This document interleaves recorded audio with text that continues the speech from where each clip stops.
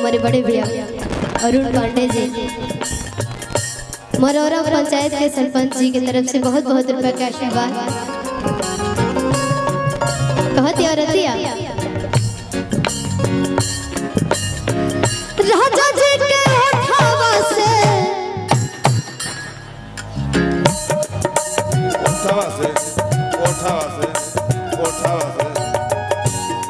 क्या बात है, चौकी तोड़ दे बुका ये चौकी इनका से ना टूटी। राजा जी के होठवा से उठ जब सोटी, उठ जब सोटी हो, उठ जब सोटी। भूख भूख बोले हमरा दिलवा के बाती, भूख भूख बोले हमरा दिलवा के बाती। भूख भूख बोले हमरा दिलवा के बाती। भूख भूख भूख भूख बोले भूख बोले भूख बोले किया जो भलब के दरियोवे में,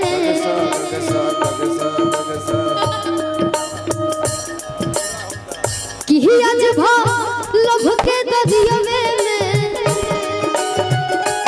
आज भलब के दरियोवे में निहान होके दी। अरे जी हो होके दी आज राजा जी के कुरवे में जवान होके दी। आज राजा जी के कुरवे में जवान होके दी। आज राजा जी के कुरवे में जवान होके दी। आज राजा जी के कुरवे में जवान होके दी। आज राजा जी के कुरवे में जवान होके दी।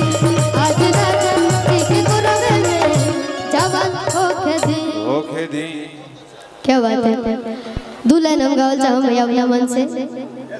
कर्जा वाला गाना एगो अंतरा एगो पकड़ा। राजा जी के होठवा से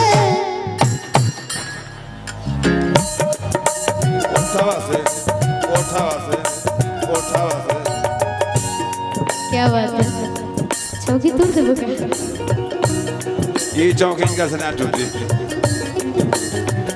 राजा जी के होठवा से उठ जब सोटी, उठ जब सोटी हो, उठ जब सोटी। भूख भूख बोले हमरा दिलवा के बाती, भूख भूख बोले हमरा दिलवा के बाती। भूख भूख बोले हमरा दिलवा के बाती। भूख भूख भूख बोले भूख बोले भूख बोले किया जो भलब के दरियोवे में,